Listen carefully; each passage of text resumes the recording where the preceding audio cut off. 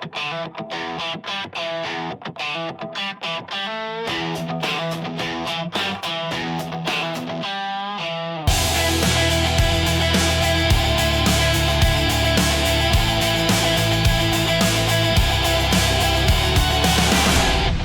right, welcome to the All Access Entertainment Podcast. I am your host, Joseph Bruen, here with Mr. Anthony Corelli, of course, better known to the wrestling world as Santino Marella. Welcome to the show. Thank you very much. Thank you for having me. Appreciate you being here and taking the time out of your busy day. You've done so much in the wrestling world. You've been a big part for a lot of fans. And, we're going to take a quick deep dive into that career. So really looking forward to this. Oh, thank you. Yeah. So rewinding to the very beginning, growing up as a wrestling fan, when did you first discover pro wrestling and who were some of your favorites? Man, I'm trying to think of the exact time. I think we just moved to our new house. It would have been around, 81, 82. My brother's 3 years older. So, he was kind of learned about it and then, explained it to me. And he was a great supplementary commentator for telling the stories and the action to kind of really, getting involved. In the beginning, I liked guys like Jimmy Snuka and Davey Boy Smith, Hulk Hogan, Billy Jack Haynes. It was but I think number one was Jimmy Snuka. And you're the founder and instructor, of course, for Battle Arts Academy. Kind of tell us how that started for you and the inspiration to start that. Yeah, when I, left my house and started my journey, the only connection we had at the time was in Japan. Well, one of my coach's previous students had been wrestling in Japan, and I knew that this is pre. There may have been internet, but it wasn't social media or anything. So anyway, I had several indie matches back in 2003, and I just realized that nobody was going to see these. I started later, and I got delayed. So I'm like 29 years old, having like my first indie matches. So I knew I had to make it happen quick. So I left to Japan, and all in. And I trained at the original Battle Arts with Yuki Ishikawa.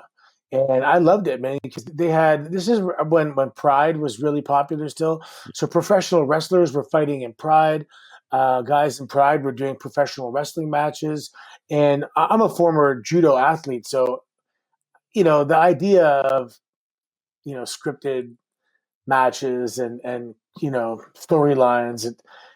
There's something when you're a legitimate combat sports athlete, whether it be wrestling or jiu-jitsu or judo, competition is important, So anyway, I felt that I could kind of relate through the MMA side of their training. They all trained together. We all did catch wrestling. We all did kickboxing.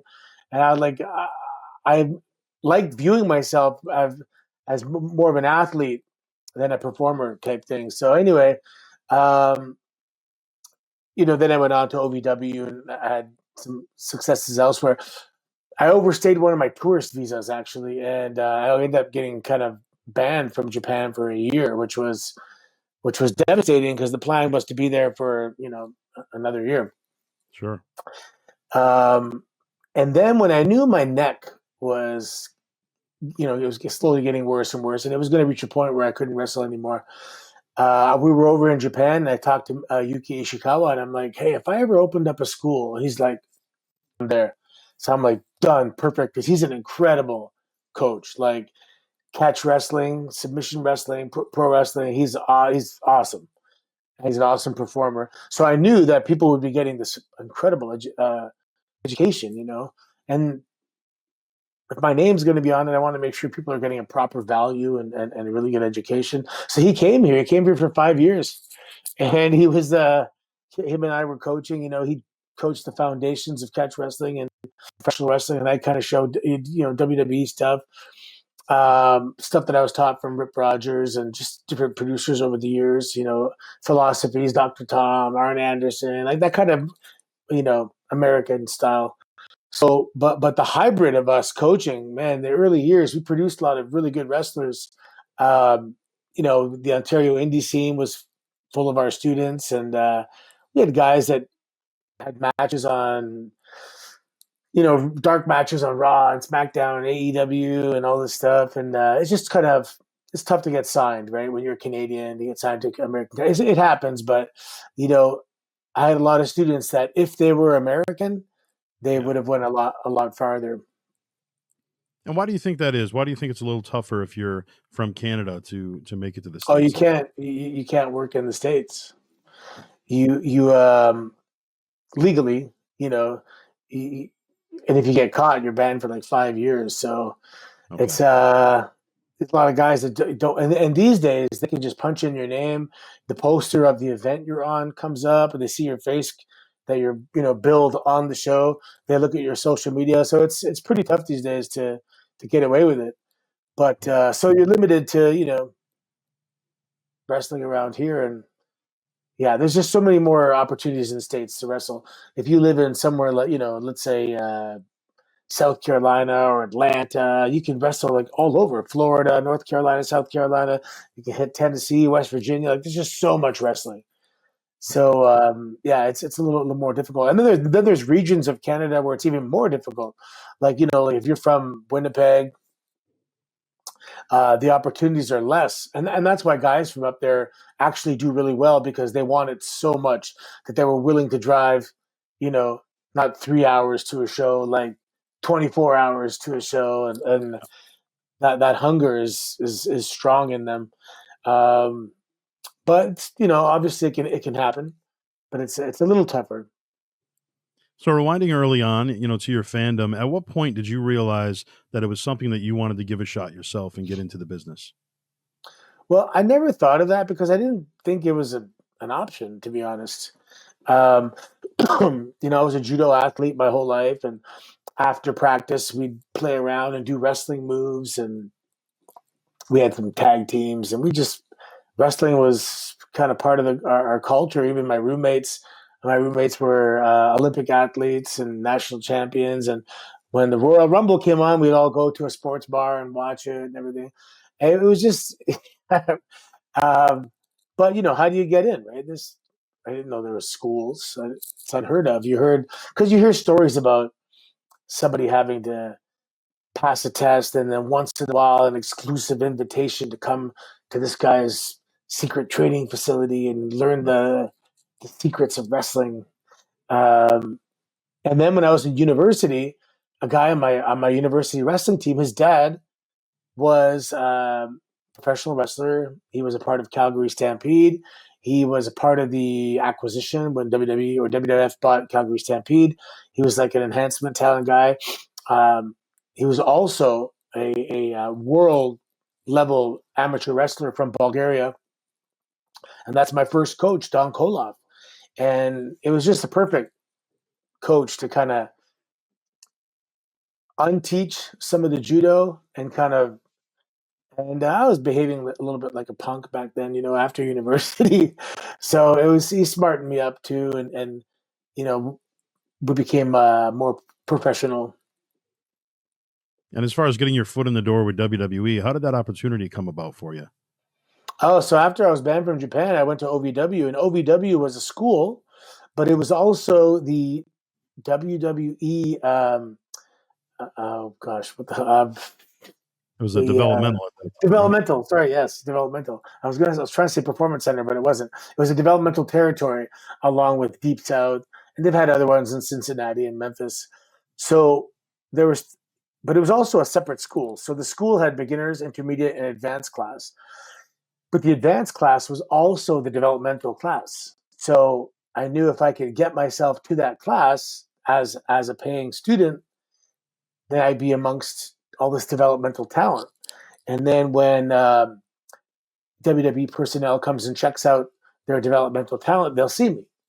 So that was the way I said, that's how I'm going to get myself in front of the right eyes, and that's how I'm going to, be seen. And that's what happened. I went there, went to the beginners class, the intermediate class is where I met Rip Rogers, where it was really and truly the foundation of all my wrestling understanding.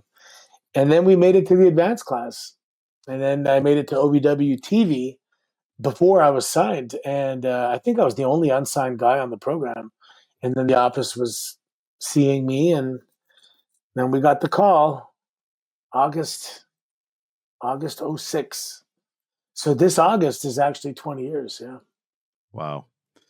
So being there in OVW, what was the atmosphere like just behind the scenes in the locker room there in comparison to WWE when you would go on there?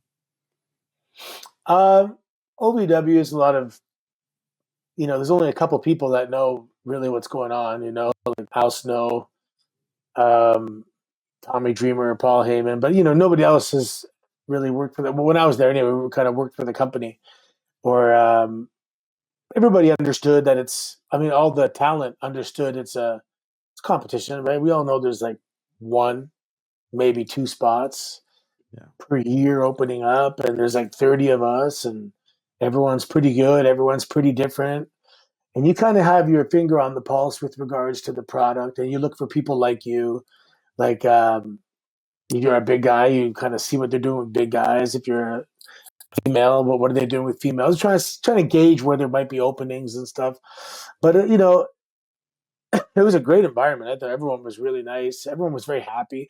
If you're getting paid to train as a professional wrestler for a living, um, pretty good times. Even for those who didn't make it past developmental, still has to be an incredible memory. Like you were in WWE developmental and you were getting paid and living in Louisville, Kentucky, which was an awesome city at the time. It was so fun, big group of us, and yeah, it was OVW was awesome. And being there in OVW and being there with so many great minds in the business, Al Snow and like you mentioned, Rip Rogers, what was your biggest takeaway if you had to choose one from your time in OVW?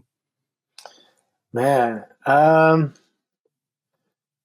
to enjoy the process, because when I look back, the struggle are some of the best memories. I lived in this little ghetto complex, and I was training like 3 times a day, a private class and the group class, and then I go to the gym, and I was just at the time when I reflect, I'm very proud of myself because I know I busted my ass to the max. Like I couldn't have trained any harder because I burnt out at one point, and I was like overtraining. So I know like I was doing everything I could. That was kind of my measuring stick. To be honest, I wanted to burn out just to make sure. Like, okay, I'm starting to get sick here. I'm getting a cold. My muscles are sore. I got to relax. But I was away from my daughter, and it was very difficult for me. So I didn't want to waste a second. That's why I was training so hard, just to know that I'm maximizing my time away from her as well. And you're eventually called up to the main roster, like you mentioned. And, at that point, how is the Santino character pitched to you? What's the original vision for the character? Yeah, no, there was no pitching. It was a phone call, and we were driving to Elizabethtown, Kentucky, I believe, for an OVW house show. And so Mike Bucci, who was Nova in ECW, he was in talent relations, and Vince asked, "Do we have anybody in developmental that is of Italian heritage?" And Bucci knew, because he's Italian, so he kind of see your fellow brethren, and he knew I was Italian. So anyway, they called me and they said, "Can you speak Italian?" And I was like, "Okay." So I gotta rewind it. A month earlier, Dusty Rhodes had come to OVW and was talking to the group and told us, like literally a month, maybe 3 weeks before, if the office ever asks you if you could do anything, the answer is yes. Yeah, yeah, of course I can do that. And then you better do it when the time comes. He goes, whether it's riding a unicycle, motorcycle, whatever, scuba diving, yes, yes, I can do that. Yep, absolutely, absolutely. And literally, they called, say, "Can you speak Italian?" And I just like thought of that, and I'm like, "Yes, absolutely." So I said a few lines, and I said it with a good enough accent to convince them. And they said, "Yeah, okay, sounds good. You might fly out tomorrow to Italy." And I'm like, "What?" And they go, "Yeah, you might debut as this new Italian character. It's a Vince's idea." And I'm just like, I got off the phone. I'm like, "What the hell's going on?" So literally, I flew out the next day. which was Saturday. I got there on Sunday, and Monday was Raw. And I kind of walked around a little bit Sunday afternoon. And then Monday morning came down for the team bus. It's funny because Shawn Michaels, because I just showed up. This is in the middle of a European tour. I just show up on the bus, and Shawn Michaels go, "Yeah, he thought I worked in like the WWE office in Europe, like just someone who showed up on the bus." But I had a few friends there from OVW, like Armando Alejandro Estrada, Beth Right. Phoenix. They were on the tour, so there were some. I think Crime Time was there, so there were some friendly faces, and they all called me Boris because my character, up until that moment when I got that phone call, my character was Boris. First it was Boris Koloff, then it was Boris Alexiev, and that's it. That was my whole OVW identity was this character named Boris. And all of a sudden, in one day, Boris was gone, and all of a sudden, Santino was born, and yeah, we debuted, and that was it. They literally said, "Go home and pack your bags. You're going to be on the road." And I was on the road for like 8 years straight. Wow. And what a rush that must be. And even just initially for you to, make that debut, you win the Intercontinental Championship on your debut. You're wrestling Umaga, who's obviously experienced at that time. And, what was it like working with Umaga? Oh, Maga, this is a great guy. He understood the business, and I remember because a lot of guys at that time, like you're going to lose the title to a guy out of the crowd kind of thing. But the way they designed the match, obviously, it was Bobby Lashley doing a lot of the work, and Vince said he goes, "You're like not that you're above the title, but you don't need the title. You're a monster. You're a solidified monster in this business. The title's going to do more for someone than it does for you anyway, really." And he totally understood that. He grew up in the business, so that was not a problem. But he was so kind to me, and you know, invited me to his home, and we spent New Year's together, and epic New Year's party. Um, no, it was just great. I've been to his home multiple. He's just that kind of guy. Come to my house. Come on in. Are you hungry? And awesome guy. So when you start getting used to the accent and how you're going to use it, you start, tweaking it and changing the superstars' names. How did that come about where you put your own twist on everything? Yeah, it's I guess from my dad. He'd get some of our friends' names wrong. Um, he has uncles. So my neighborhood, my street, we're all first generation Canadians. All our parents are from different countries: Poland, Malta, Portugal, Korea, Greece. Like my whole high school was like excuse me, 70% first generation Wow. Canadians. And so anyway, all our parents had accents from other countries, and they would always mess up expressions or just get things wrong. So I had tons of like my next door neighbor is son of a gun Ivan, and where I get son of a gun from. Like I mean, I was bathing in material in my neighborhood. And if you had to choose one of your, I guess your favorite Santinoism, what would it be out of all of those fun names that you came up with? All the different names. Yeah. Oh man, I don't know. I like, but Baptista was pretty fun to say. I like when I was shooting the lasers in that one pre-tape, where I'm like choo choo because it's like those are the sounds I used to make when I play Lego as a kid, like choo choo. So that kind of stuff is funny. A lot of the stuff I ended up doing kind of to pop myself or my friends back home. I called, hey, guess what I said on TV? I got in one of our. I just did it recently. My son of a gun Ivan had recently passed away, and he said something funny once, and about it was about a leopard. He was Croatian, and he said, "Ooh, that's danger animal," and and we all know exactly what he means. So I got it in on a promo in TNA where we were talking about I was firing up Team TNA to go face NXT, and I'm like, "Where we are, danger animal," and no one knows where it's from, but I know where it's from, and I called my buddy. It's like, "Hey, I got one of your dad's lines in again," and it's cheating. Even they even call me out. My friends like, "Man, you make a living stuff of." making fun of our parents. Any personal memories with Paul Heyman over the years that's come to mind? Yeah, Paul Heyman is the guy that gave me my first big break. I was training in Rip Rogers' class, and he was kind of watching the class from like the rafters one day, just watching practice. And at the end of practice, um, I guess he had heard I came from Japan, and he just called me in the parking lot and said, "Hey, I have this idea. I want to start you next week as this MMA character." Um, so he gave me the name. My name was Boris Kolov. He gave me the name Boris Alexiev because Vince McMahon used to love that heavyweight Russian Olympic lifter Alexiev. I don't know his first name, but he was a big fan of his because he was the first guy to like clean and jerk 500 pounds or something back then.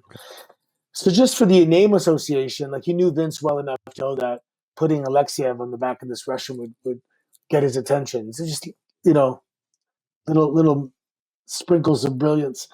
And yeah, and basically he was writing OVW TV at the time. He'd fly in, and the way he would rally up the troops before a show, and some of the marketing initiatives he implemented, it was bumping, man. We used to go around town, and we would make our own flyers for like we were in this Russian shoot fighting academy, and my tag partner, and we had a female, and we would like photocopy papers and go around town and like advertise for ourselves. And we had like some lighthouses till we had to turn people away. OVW was packed every Wednesday, crazy atmosphere, and it was like a big thing in town for a while, and just show after every show just felt like something special was happening, and it was good times, man. OVW TV was really good. Uh, and for me, it was my first time really on television, and I enjoyed the character, and it was fun as heck. And your Dean Hill, relationship, yeah, your relationship with Vince McMahon over the years. What was that like? How was he to work with, from your I standpoint? love, I love Vince, man. Um, but you don't get a lot of Vince time, right? He's busy. He's on his phone. He's in meetings. But whenever I had interactions, he always gave me the utmost respect, and whatever he did, he was doing, he put it down and pay attention. He was just an excellent communicator in that sense. I never pissed him off really that bad. For example, I know Vince likes to see that if you take the time to dress nice. So when I come to Raw, I'd always make sure I wore a suit, and I wouldn't change it until I saw Vince and get credit for wearing the suit and looking professional. Right. And then and he'd be on the phone and give me a look, you look good, way to be professional. And then I go, okay, Vince saw it, I can go take it out. um, Right. but his discipline is incredible. The first one to work, the last one to leave. His tie is never crooked. His shoes are never creased. Like the guy is a machine when it comes to work and focus and being nonstop. He is a machine and a beast of a man. And like and at his age, man, if I could have that much energy in my 60s, because that's kind of when I was there. It was kind of like my 60s and maybe early 70s. Man, if I'm half as lively as that, I'll be happy. And when you joined the main roster, who were some of the first to kind of take you under your wing or show you the way or just be helpful and friendly backstage with you? Well, one of my best buddies to this day, Mike Chioda. So Alejandro Estrada, who came from OVW, said, "Listen, come hang out with Mike. He's going to teach you everything, man." At that time, he had been there like 23 years. Just he just taught me everything, man. Like what this means and what showing up at this time means and what usually happens and what they do, and just do this and do this, don't do this, and it was awesome. And then yeah, for my first 3 years I was riding just me and Randy Orton, and yeah, that was pretty interesting too because he was a young he was 28, right? Hold on.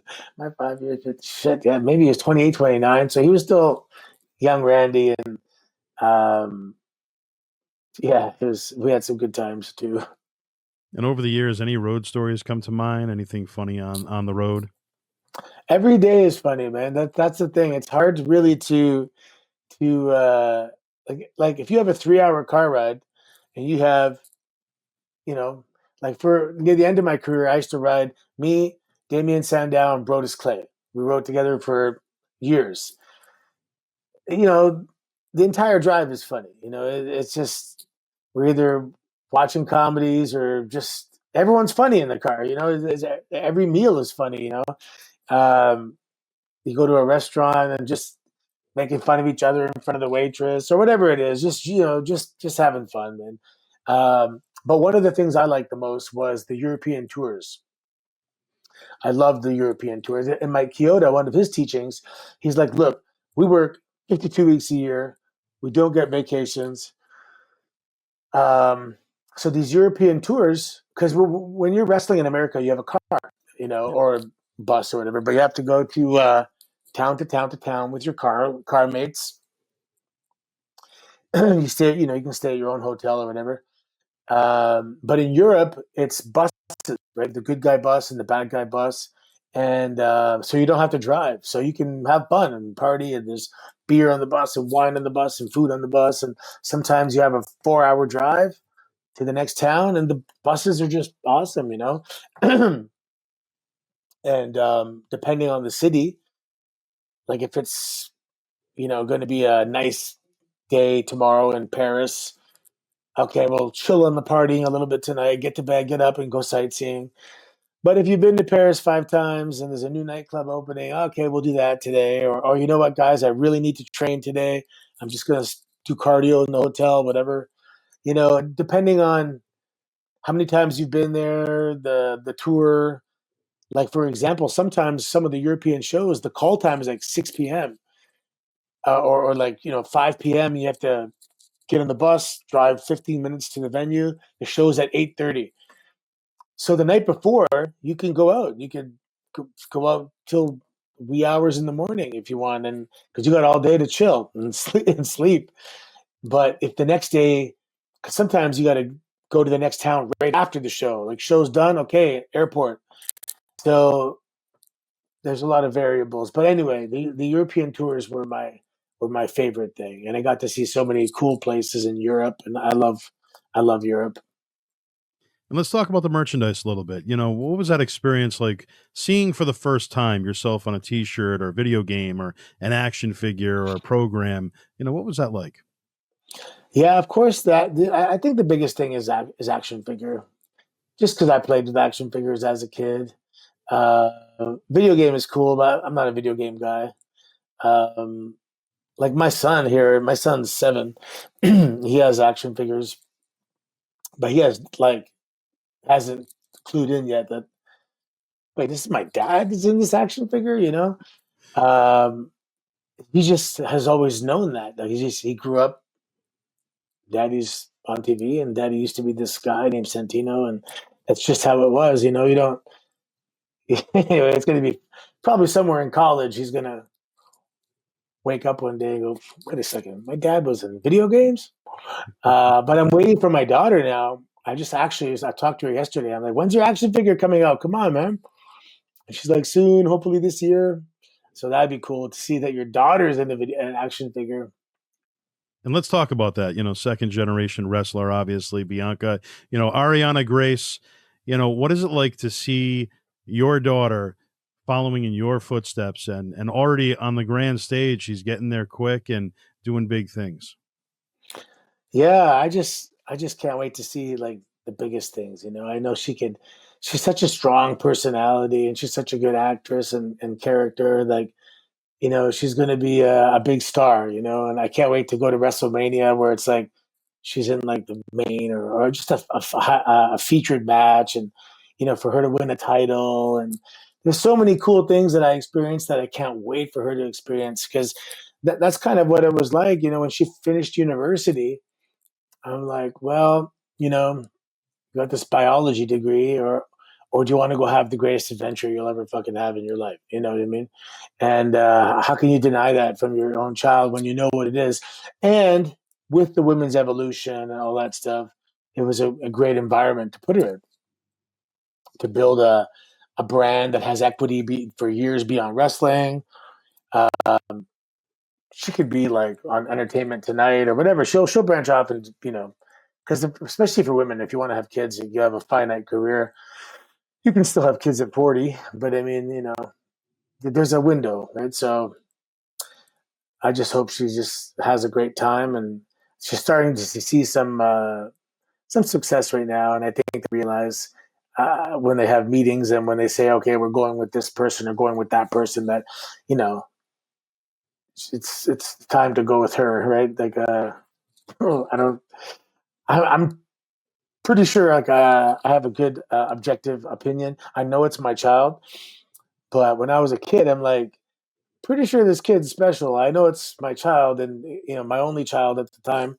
Um, am I just a dad who thinks his kid's special? And it turns out she was special, and I'm like, she's just entertaining and funny and smart and all that stuff. So, people would come up to me when she was a kid and be like, your child is an excellent representation for her generation. She's so well spoken, and she flew to Japan by herself when she was 9, and just because I knew she could, and I waited for her. I picked her up, and we had an awesome month in Japan. And she flew back by herself because I knew she wouldn't panic. She's smart and she can communicate. So yeah, it's much more fun watching her have her success than it is having the success yourself. Right. Now we can't wait to see what's next for her, and certainly look forward to following that journey. Now you said you went 8 years straight. Obviously, that is a long time to go without a break. Doing so, you're obviously traveling from city to city and country to country. Obviously, you've worked in so many countless venues. When it comes to venues, were there any venues or cities that you looked forward to the most? Whether it be, there's going to be a hot crowd there, or the venue itself you just loved, whatever it may be. Yeah, the Toyota Center in Houston, pretty good venue. The TD Garden or Arena in Boston is good. MSG, of course, it was the Air Canada Center at the time. The Scotiabank Arena in Toronto, the Bell Center in Montreal. Yeah, they're all good. We're like the main ones, like the Staples Center. It's cool. Um, and some of the arenas in Europe where they go ballistic, like the bullfighting arenas in Mexico are awesome. The O2 Arena in London, like there's some really cool spots. But sometimes it's some small town, um, in Mississippi or northern Alabama, where it's just an intimate show. Several thousand, wasn't great. It wasn't like 25,000, but it was just people were having the greatest time of their lives. These it really is dependent on the crowd and how hungry they are for making noise. And you could have the exact same match in front of an empty building, and it's nothing. But you put that feverish crowd out there, and it makes everything. So, um, yeah. For example, there's moments where you can wrestle in Japan, and it could get quiet, but it's because they're observing, not because they're bored. But that's a different type of classy crowd, a respectful crowd, and a lot of screaming and whistling in other countries. Man, I don't think I answered your question though. Favorites? Do I have to pick one? I guess I'm going to say Toronto. Yeah. Yeah, that seems to be a lot of people's favorites for sure. So, memories of working with Vladimir Kozlov. Oh man, I was talking to him last week. He's like the greatest person like ever. He's just the best. If you know him well, you love him. He's just the nicest. He's like the Incredible Hulk was like as nice as could be. Um, Classy guy, hardworking guy, intelligent guy, and legitimate super heavyweight world sambo champion. Like he has like strength like a police horse. He's so strong. People don't. It's a different size. Like it's not a guy who's trying to gain weight, and he's like lifting weights his whole life to be 275. Like Oleg's skeleton is like 275, you know? He's like a big guy. He used to be like 365 or something. Wow. He doesn't even want to be big. He just does like cardio. He's just Right. a big, giant, strong guy and good dude, man. Hopefully we'll do some stuff together this year because it's always magic. And if you can get paid to have a job that you get to hang out with your buddies, like when you're a tag team, and back then we were on the road like 300 days a year. Man, you're sharing hotel rooms, and we both were kind of living in Tampa, so we're flying in and out. We're together in the car every day. Like, man, you spend a lot of time with someone. Um, like that's your family, you know. So for those years that we were a tag team, man, that's a lot of time together. Yeah, absolutely. How about some of your memories working with Maria Kanellis? Maria for me was cool because I was early in my career, and she was already established. So to uh, to be matched up with her right away and to be like a jealous boyfriend and an insecure, little piece of shit, it was it was excellent to get heat. I actually enjoyed being a bad guy because back then. So now, even if Santino does something bad now, he's been funny for so long. You're not going to really hate him ever, probably again, right?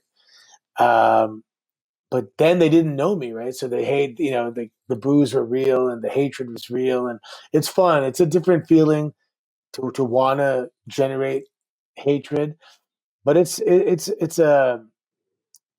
one of the categories of responses that are real, right? Make them Yeah. laugh, make them cheer, make them boo. Like it's a so when they hate you, it's pretty. It means you're doing your job well, So it's kind of like the louder they boo or the more hatred they have, it's like the measuring stick of how well you are as a bad guy. Yeah. And she's such a everyone loved Maria, so it was so easy to be a piece of shit by being that insecure guy. Right. Now, how about the walk? We got to talk about the walk to the ring. You had one of the most iconic, comedic walks to the ring. Let's talk about how that came about. Man, I was at a judo camp one time, like training camp, and as a part of the warm ups, I think we're doing that. We were doing the walk, and I remember I was really fast at it, and so we used to do it like we had like provincial trainings or like national trainings. We just for just jokes, kind of, we do these race walking. And then in 1995, actually, the summer my daughter was born, I was working in this warehouse, and there was these four warehouses on one street, and they would have this big summer festival, and it would end in this big race, a walk race. And I'm 20 years old at the time. I just won the junior national championship. So I'm in incredible shape, 180 pounds. And when I heard about the race, I go, oh my God, I'm going to win that so easy. Because we used to do that. And the guy I worked with goes, yeah, no, there's a guy, he wins it every year. Like, you're not going to win. And I'm like, what? I said, I'm like a world class athlete. There's no way this guy's going to beat me. And they're like, no, you don't get it. He's like a former pro soccer player from Argentina. Like, he's never lost. He destroys everybody. And I'm like thinking, what? It's no way. So anyway, the first heat, there was two heats. Like, I don't know, 20, 30 people each heat.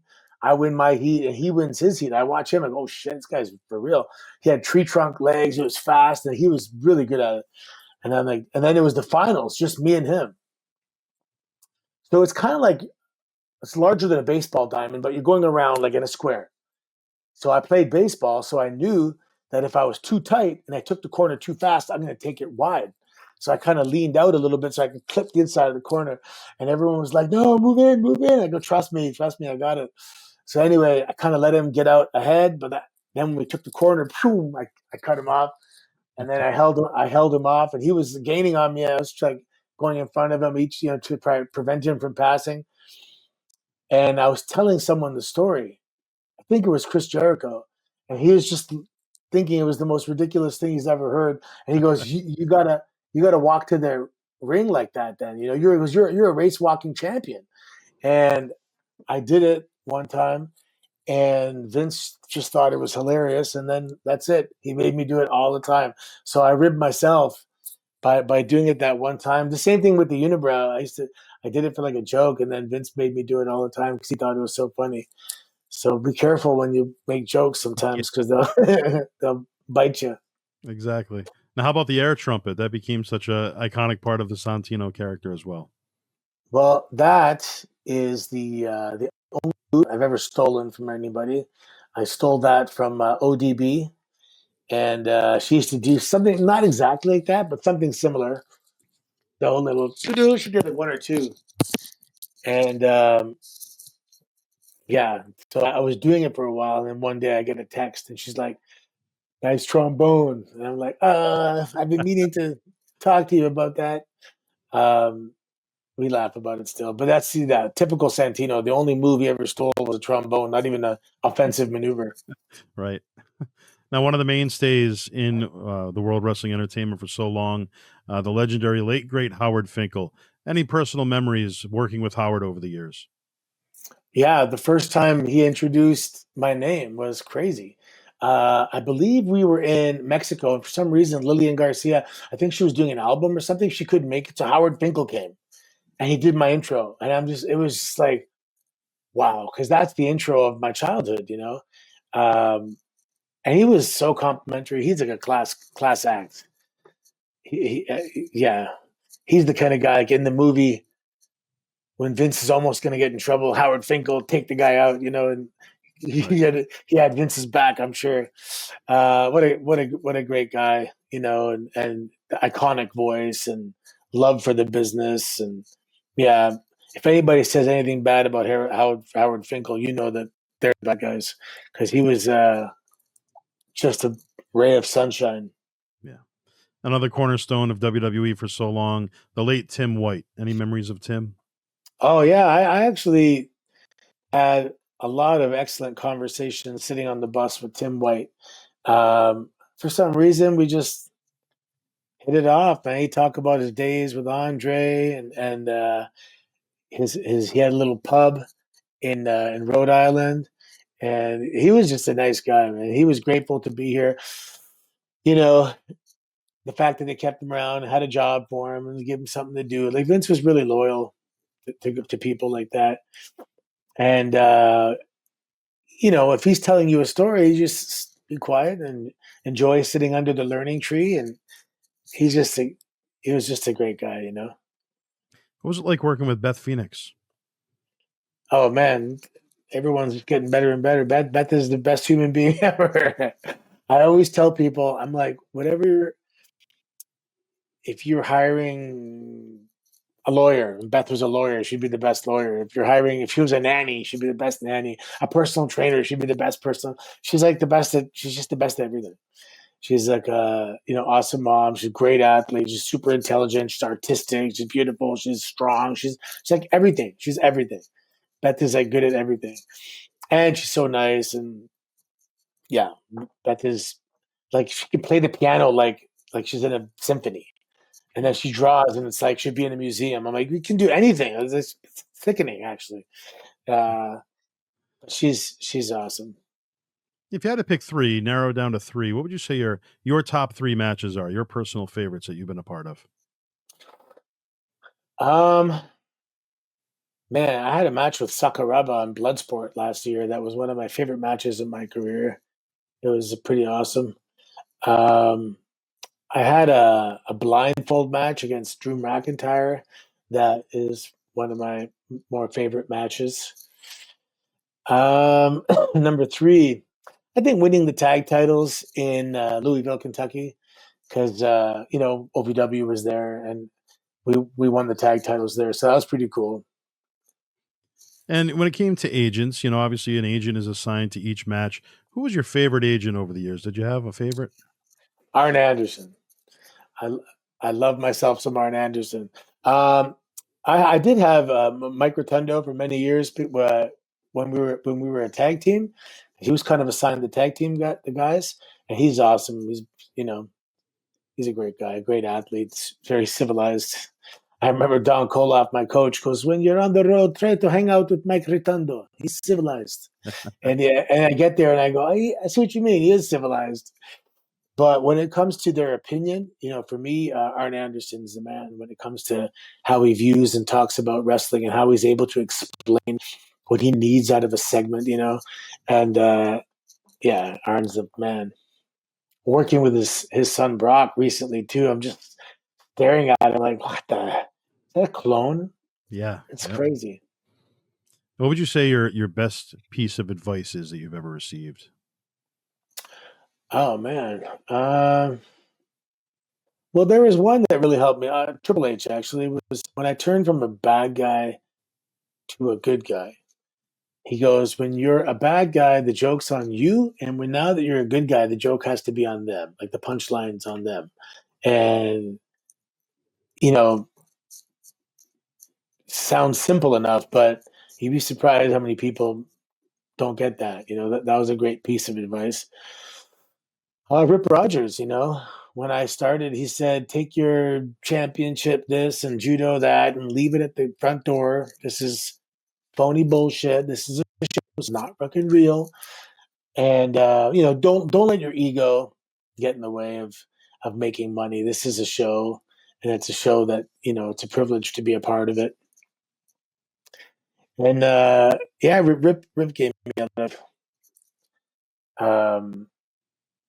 if I was complaining about something, he'd put me in check. He he's a very wise man.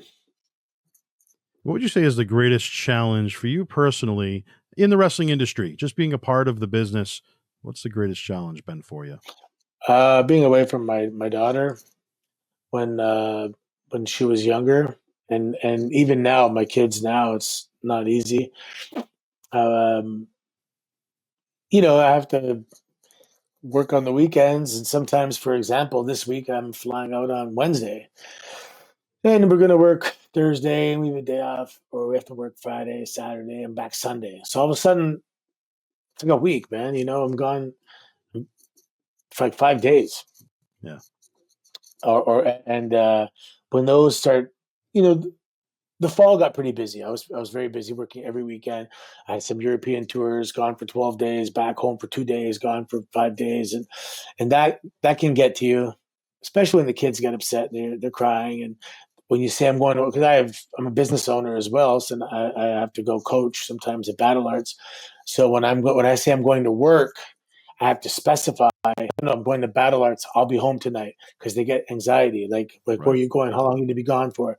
And when I have to go to the airport, I don't spring it on them. I let them know, okay, tomorrow I'm going. I'll be gone for 3 nights. I'll be right back, and that kind of thing. So that's always the hardest. And I think anyone over the years that was on the road with me, that's something that we always bonded about. People that had kids, people that FaceTime. I remember when FaceTime came around, and we'd be on European tours, and half the locker rooms on FaceTime just talking to their kids. So that was always a big thing for me. And how's the TNA experience been for you thus far? And obviously, lately with the crossover with NXT, great opportunity and kind of able to welcome you back home. Yeah, TNA's been awesome. I was not. I was happy being a civilian business owner at home and doing the occasional convention or indie match once a month. Just to get out and see some people. But after like a month or two, man, I fell in love with just wrestling again, and more so producing television and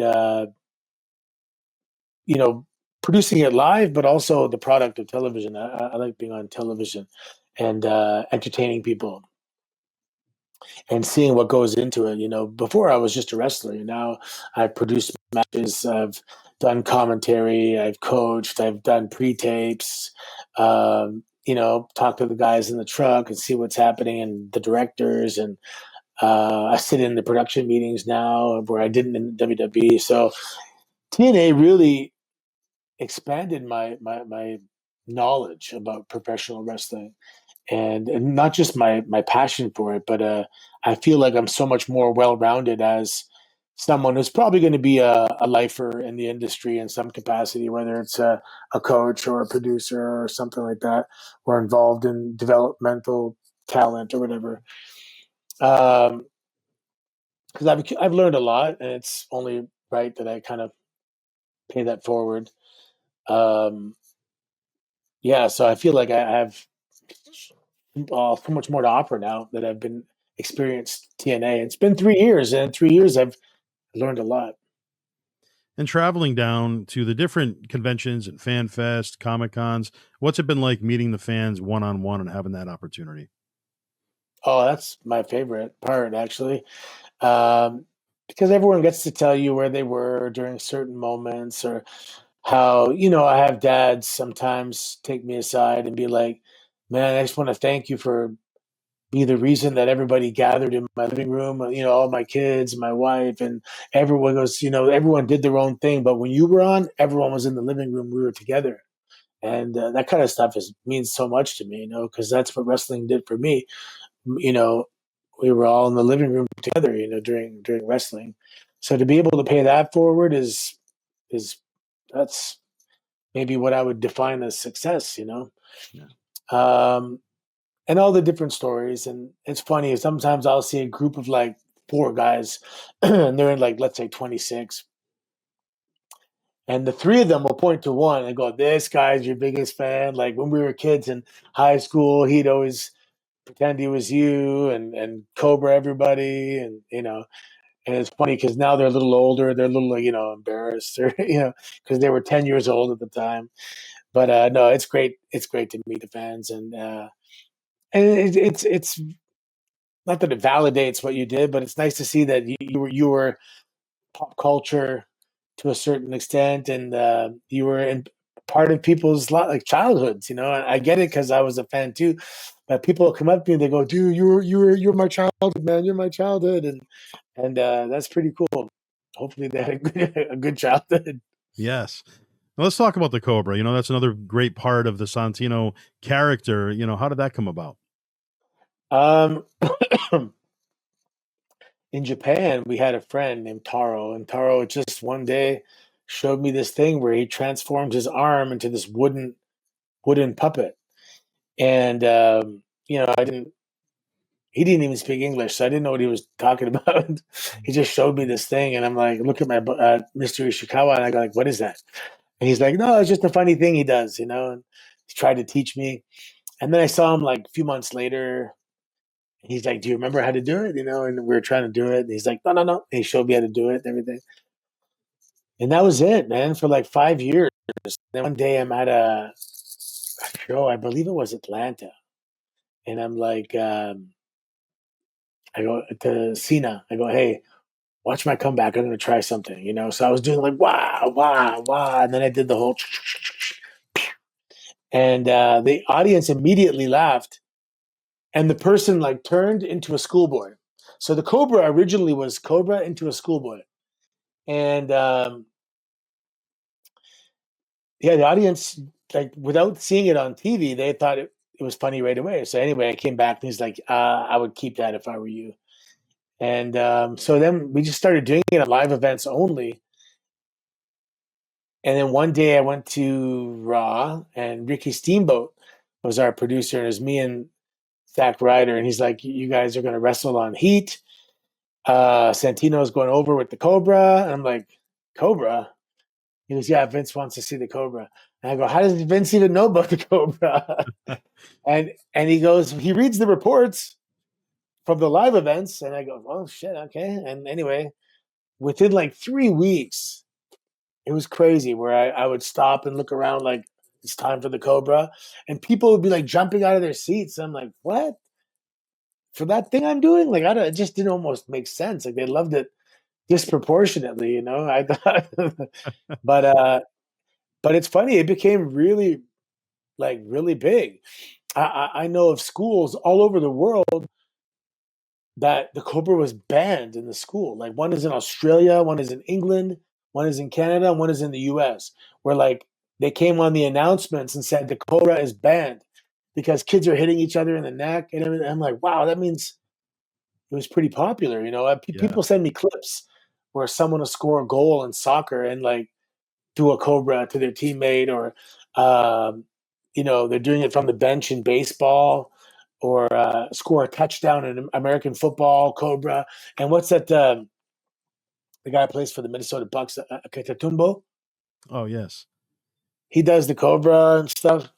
So yeah, I'm only on this side of the camera. I don't know how it is at school and how it is in popular culture, and how mainstream this thing is. But from what I hear, the Cobra was pretty popular for a while there amongst kids. Well, there were so many elements that you brought to life for the Santino character that were all very so popular, and that's why Santino, still lives on to this day as one of the great popular characters in pro wrestling, without a doubt. Yeah, it's interesting. I try and relate it to like when I was a kid. Santana was popular, and he was like I'm trying to think of that, like a guy like that from my generation. I was just an identifiable and popular character, like Greg the Hammer Valentine, Brutus Beefcake. Not everyone was a heavyweight champion, but they're all super memorable characters. So sometimes I just try and classify myself so I can know Yeah. where I am. Now, if you had to throw a dream match together, it could be somebody from a previous era before you, somebody during your era that you never got to work with, or somebody that's out there today doing it. Who would that dream I match would be? have I would have liked a one-on-one match with Randy, my buddy. He's so good, That'd be great. That'd be fantastic. but Obviously, he has to sell the Cobra though at the end. right, exactly. Now, there have been thousands of memories, I'm sure, during your career thus far. But if you had to choose one favorite moment in your entire career, whether it be in or outside of the ring, what would that be? Wow, favorite moment. Uh, man, that's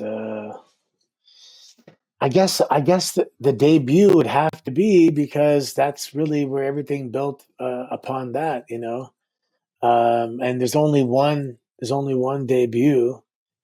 Um, the Elimination Chamber was pretty good, but when you watch it back and you hear how crazy the people were. um, was I injured or something? I returned from I think I took a few months off and was focusing on battle arts, and I came back. I returned in Toronto, so when my music hit, that was pretty cool. Um, Even this year, though, coming out and facing Ethan Page, having my music hit. So I did an NXT show about like a year ago in like Cincinnati, and I did a pre-tape. And the pre-tape, they went pretty crazy, and I'm like, oh man. And I love TNA, but the only thing I don't love is my TNA music. And in fact, I remember last year I was even asking, I'm like, can we talk to WWE and like, can I just come up to that music? I should get back on that. So when I went to do something else with NXT, I just said, is it possible to have a segment in the ring so I can come out to my old music? And they did it, and I came out to my old music, and it was awesome, man. Just when the music hit, the crowd went crazy, and because it's such an identifiable sound, and it's like boom, something funny's gonna happen, or something good's gonna happen. Yeah. And yeah, that was fun. So getting to come out to my music this year was pretty good. And what's the most rewarding part of being in the business been for you so far? Yeah, probably the travel, just being able to see so many different walks of life, and um, different, the way people live, and what you really need to be happy, and just broadening your understanding of how lucky we are and how blessed we are. Now, if you had to throw together a Mount Rushmore, chiming in your inner fan, Mount Rushmore of pro wrestling, what would that look like for you? Man, that's it's impossible because you have Hulk Hogan, Ric Flair, you know, Bruno Sammartino, and you haven't even Andre the Giant. You haven't even talked about The Rock and Bret Hart and Stone Cold and Cena. Like this, it's impossible. You need like 10 people, Right. a 10-headed Mount Rushmore. But yeah, Undertaker, Shawn, like it just goes on, right? Eddie Guerrero, Brad Armstrong, like there's so many. Even Dean Malenko, or like wrestling wise, in terms of big stars, there's a lot of it. The big guy, Buddy Rogers, Yeah. even before that, Um, but yeah, I guess I have to say Hulk Hogan, Andre the Giant, Ric Flair. Who else did I say? Hulk Hogan, Andre the Giant, Ric Flair. I mean, you mentioned a lot of others: Shawn Michaels, Bret Hart, Yeah, it was. Oh, Undertaker, Bruno Sammartino. Bruno. There you go. Yeah, yeah. So, as we get to the end here, advice for somebody that's just getting into the business now. What do you have for them? You know, you have to be able to set realistic expectations based on, you know, if you are not athletic and you've never been athletic, um, you can still do it, but we have to address the athleticism. You have to be really good at putting together a plan. If you're out of shape and you're overweight, focus on your weight and getting in shape. Whatever the problem is generally the answer, right? If I'm not good at speaking, well, learning to speak is the answer too. The only thing you can't train is height, but passion and being on time and being believable and being dedicated and classy, and those are all things you can do. But we just can't be horrible at it and then be unhappy when we don't make it. You know what I mean? We have to be realistic in terms of why we didn't make it, because it's an uphill battle. There's not very many spots at all. Um, it's not impossible, but man, it's pretty hard to make it to a point where you can um, only do wrestling for a living.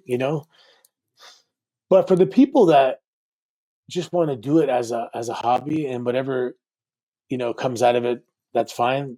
Those people end up having really good experiences. So, for example, somebody might work in IT Monday to Friday, and they like to go wrestle Friday, Saturday night. Drive an hour with the boys, put on a match. And you get that little rush of performing in front of a live audience.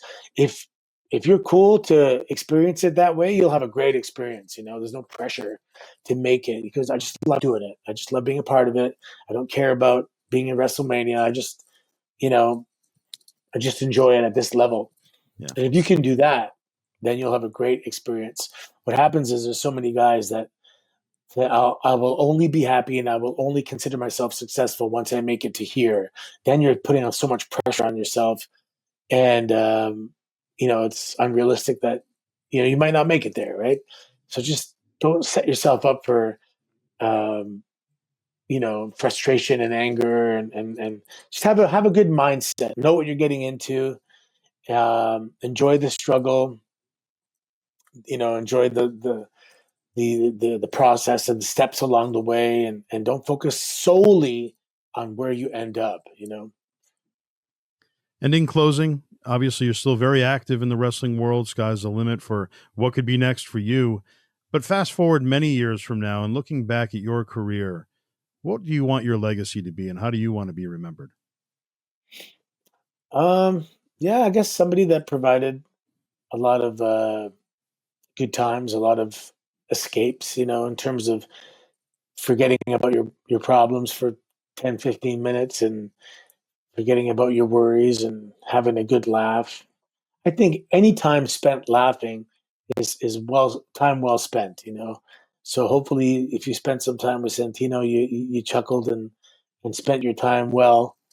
Um, yeah, you know what? I got stem cells last year, 2 years ago, and I was able to wrestle again last year at a pretty high level against Ethan Page and Robert Stone, and I kept up.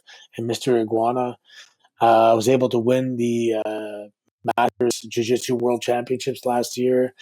I have to go. I kind of injured my shoulder again, so I'm going to go get a little more. And if this is the formula, and you got to go get some stem cells in the beginning of the year, and then you can do all this fun stuff, wrestling and everything. Then I'm going to keep doing that for a while. I got small kid. Ariana's older, but I also have small kids. I have a 4-year-old and a 7-year-old. So I don't want to be a guy that used to do this and I used to do this and I still do this, because you have to show them, right? You can tell them all you want, and a lot of kids that have success in sports, it's because the parents showed them and didn't just tell them, like yeah, I think it's a big thing. So I have to be active for for for the quality of my parenting. So that's the reason I must. It's not because I don't want to let go, or I don't want to grow up or get old or anything. It's right now the activity is a part of my parenting. Right. Well, Anthony, thank you so much for taking the time today and being a part of this podcast. It's been a pleasure. Oh, my pleasure. Thank you. Some great questions. Thank you. For Anthony Corelli, of course, Mr. Santino Marella, I'm Joseph Bruen, and this has been the All Access Entertainment Podcast.